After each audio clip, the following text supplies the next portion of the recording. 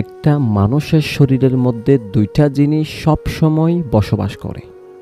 আমি আবারও বলতেছি, একটা মানুষের শরীরে দুইটা জিনিস সবসময় বাস করে।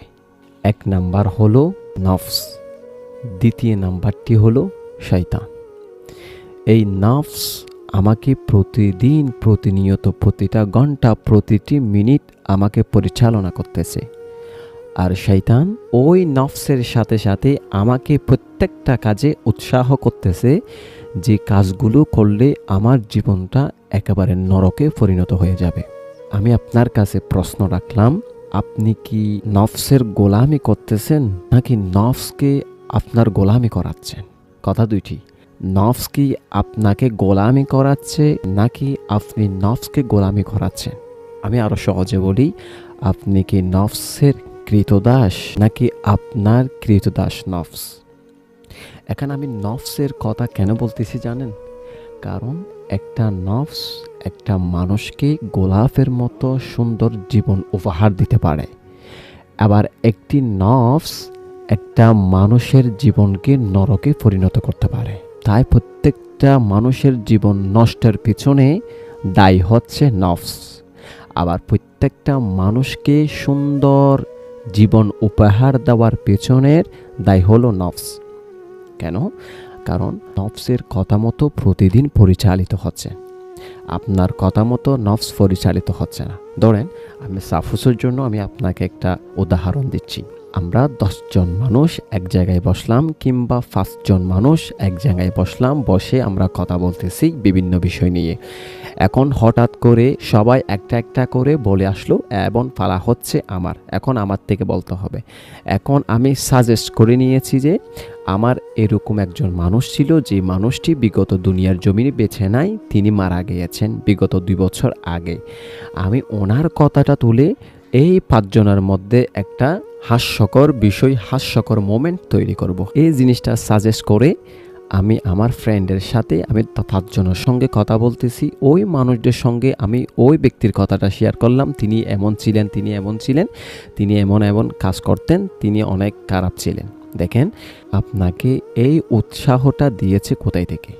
আপনার ফ্রেন্ডরা দিয়েছে? না, দেয় নাই।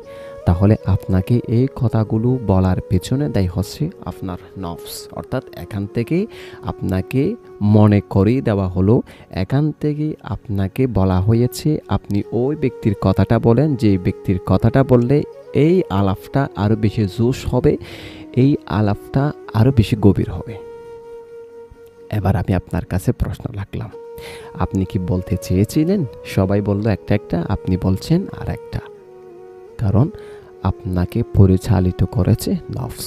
আপনি যদি নফসকে কন্ট্রোল করতে পারতেন, আপনি যদি নফসকে কৃতদাস বানাতে পারতেন, তাহলে আপনার মুখ থেকে এমন কথা কখনো বেরিয়ে আসতো না যে ব্যক্তি দুনিয়ার জমিনে বেঁচে নেয়।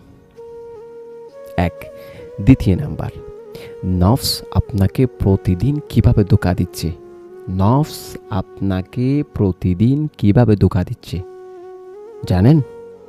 আমি আপনাকে উদাহরণ দিই, তাহলে আপনি সহজভাবে আরো সুন্দর করে বুঝতে পারবেন। ধরেন আপনার 3-4 জন ফ্রেন্ড আছে, ঠিক আছে? এখন সবাই মিলে একটা ট্যুরে গিয়েছেন, কোথাও গিয়েছিলেন, এখন রাত অনেক গভীর হয়ে গিয়েছে। তখন আপনার ফ্রেন্ড যারা আছে তারা বলতেছে আজকে একটু ডিনার করি, আজকে একটু সারাপ পান করি। এখন আপনি করতে চাচ্ছেন না, কিন্তু ওনারা বলতেছে যে আজকে কর, কালকে থেকে করিস না। এখন আপনারও ইচ্ছা জাগলো, ঠিক আছে আজকে করব, কোনোদিন তো খাই না সারাপ, আজকে সারাপটা পান করি, আর কোনোদিন আমি খাবো না। আচ্ছা বলেন, এখন আপনাকে ইচ্ছাটা জাগিয়েছে কি? প্রথমে আপনার ফ্রেন্ডরা বলেছে আপনি খান, এরপর থেকে আর কোনোদিন খাইয়েন না। আপনি প্রথমে বলেছেন আমি খাবো না, এটা কিন্তু আপনার মুখের কথা। আর দ্বিতীয়বার যখন বলেছে আপনি বলছেন ঠিক আছে আজকে খাবো, কিন্তু তারপরের দিন থেকে আর কোনোদিন খাবো না, আমি চুইও দেখব না। এই জিনিসটাতে আপনাকে উৎসাহ দিয়েছে নফস। প্রথমে আপনি আপনার থেকে কথা বলেছেন, দ্বিতীয়টি কথা হ্যাঁ বলা কথাটি আপনাকে নফস বলাইছে। এখন বলেন, আপনি কি নফসের কৃতদাস হয়ে গেলেন নাকি নফস আপনার কৃতদাস হলো? এইভাবে প্রত্যেকটা ক্ষেত্রে প্রত্যেকটা মুহূর্তে, প্রত্যেকটা দিন আমাদেরকে আমাদের নফস আমাদেরকে ধোঁকা দিয়ে চলে যাচ্ছে, বরং আমাদের জীবন সুন্দর হওয়ার কথা ছিল, সেই জায়গার মধ্যে আমাদের জীবনটা একেবারে নরকে পরিণত হয়ে যাচ্ছে। তাহলে এটার প্রথম দায়ী কে? নফস। জি, নফস। আমি আবারও বলতেছি, এটার প্রথম দায়ী হলো, প্রথম আসামি হলো আপনার নফস। যে নফসটা আমি এত সুন্দর করে রেখেছি, কোথায় রেখেছি? আমার ভিতরে, চারিদিক দিকে ফিজারা সিস্টেম, এই ভিতরে ওই নফসটা, এই বুকের ভিতরে এই নফসটা বসবাস করে। তাকে এত সুন্দর করে আমার শরীরের মধ্যে ফিট করে রাখলাম, আর যে কিনা আমাকে প্রতিদিন ধোঁকা দিয়ে যাচ্ছে। আর আমি প্রতিদিন সেই ধোঁকাকে একদিনের জন্য হলেও, 1 ঘন্টার জন্য, বেশি না, একদিনের জন্য, 1 ঘন্টার জন্য করব বলে বলে বলে আমাদের অনেক দিন, অনেক ঘন্টা, অনেক মাস, অনেক বছর চলে গিয়েছে। এখনো পর্যন্ত আমরা শুধরাতে পারিনি, বরংস শয়তানের উৎসাহ এবং নফসের গোলামি করে করে আমাদের সুন্দর সাজানো গোলাপের মতো জীবনটাকে আমরা নরকে পরিণত করে ফেলেছি। ফলাফল কি হলো? আমাদের জীবনটা জাহান্নাম হয়ে গিয়েছে। এখন ফিরার পথ কোথায়? এখন সব কিছু তো বুঝলাম, ফিরব কিভাবে? নফস থেকে, শয়তান থেকে কিভাবে রেহাই পাব? কিভাবে আমরা ফিরলে নফস থেকে উদ্ধার হয়ে যাব? কিভাবে আমরা পরিবর্তন হলে নফস, শয়তান এই দুইটা জিনিস থেকে সবসময় দূরত্ব রাখতে পারব? তার প্রথম কারণ হলো, আপনি এতদিন ছিলেন নফসের গোলাম, অর্থাৎ নফসের ক্রীতদাস। নফস আপনাকে যেটা উৎসাহ দিয়েছে, নফস আপনাকে যেটা বলেছে, আপনি সেটা করেছেন, তার জন্য আপনার জীবন নষ্ট। আর এখন যেহেতু আপনি পরিবর্তন হতে চাচ্ছেন, তাহলে আপনার জন্য প্রথম করণীয় হবে, আপনি নফসকে গোলামি করাবেন। নফসের কাছে আপনি এতদিন গোলাম ছিলেন, আর এখন নফস আপনার গোলামি করবে। নফস যেটা বলে সেটা আমি করব না, আমি যেটা বলি সেটা নফস করবে। জি, নফস যেটা বলে সেটা আমি করব না, আমি যেটা বলবো সেটা নফস করবে। ধরেন আজান হচ্ছে মসজিদে, এখন আমার ইচ্ছা জাগতেছে আমি নামাজ পড়ব, কিন্তু শয়তান এবং নফস দুইটা জিনিস মিলে আমাকে বলতেছে, আজকে এটা বাদ দে, কালকে থেকে একটানা তুমি যতদিন বেঁচে থাকবে ততদিন পর্যন্ত তুমি একটানা নামাজ পড়ে যেতে পারবে। ঠিক আছে, মেনে নিলাম। এই রাতটা চলে গেল, আর ফজর যখন হলো, যখন মসজিদের মাইকে মুয়াজ্জিন যখন হাইয়া আলাস সালাহ, হাইয়া আলাল ফালাহ, আস-সালাতু খায়রুম মিনান নাওম বলে আমাকে ডাকতেছে, তখন আমি ওঠার চেষ্টা করতেছি। জি, যখন মুয়াজ্জিন সকালে আজান দিচ্ছে, তখন আমি ওঠার চেষ্টা করতেছি, তখন শয়তান আমাকে বলতেছে আরেকটু ঘুমা। নফস আপনাকে বলতেছে ফজরটা না হয় কাজা হয়ে যাবে, সেই ফজরের কাজাটা জোহরের সময় তুমি আদা করতে পারবে। দেখেন কিভাবে আমাদেরকে প্রতিনিয়ত ধোঁকা দিচ্ছে, কিভাবে প্রতিনিয়ত আমাদের জীবনটাকে কিভাবে নষ্ট করে দিচ্ছে।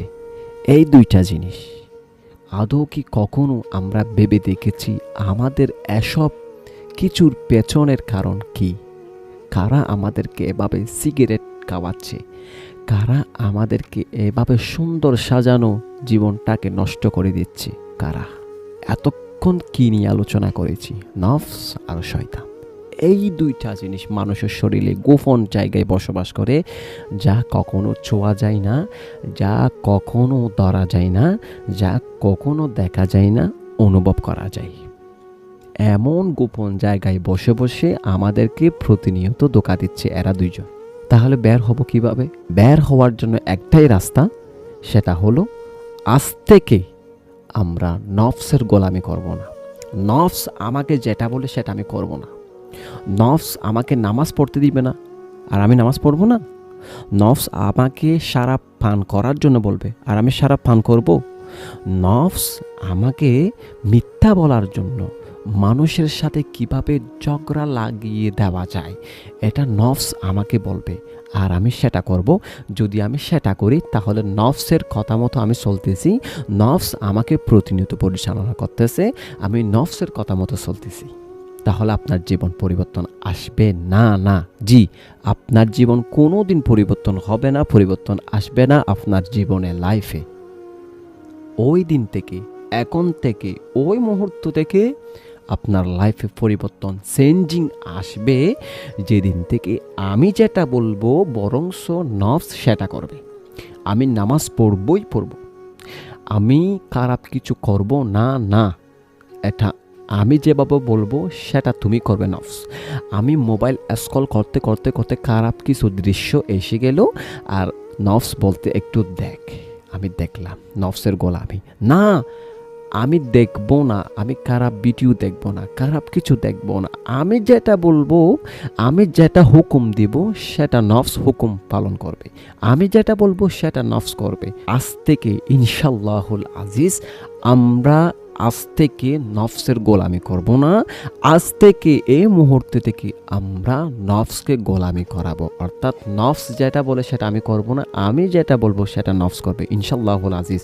আজ থেকে যদি আমরা এই পরিবর্তনটা আমাদের মধ্যে আনতে পারি তাহলে ইনশাল্লাহুল আজিজ আমাদের জীবন পরিবর্তন আসবে। জি, আমাদের জীবন পরিবর্তন আসবে, আমাদের জীবন পরিবর্তন হবে ইনশাল্লাহ।